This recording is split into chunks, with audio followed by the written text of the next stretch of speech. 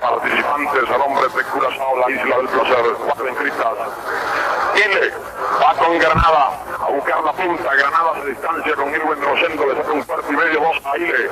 En el tercero Go Baby Go, y el cuarto, como es su característica, corre la Emperadora tranquila, apoyada por el Ángel Castillo, a unos 8 cuerpos del primer puesto. Van así pasando los primeros 400 metros, violento el parcial.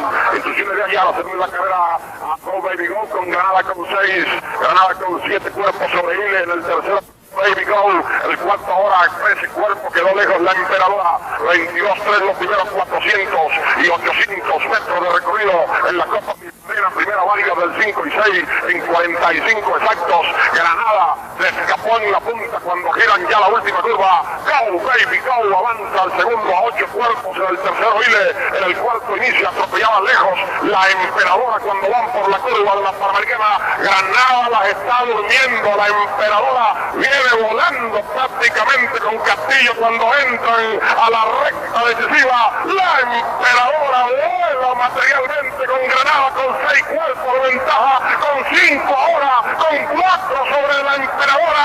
Dame los dividendos, cosa que no hago en los clásicos. La Emperadora en 1.10, 2 para 1200. ¿Qué pasa? Fuerte se lo bien tranquilito allí. 3.85.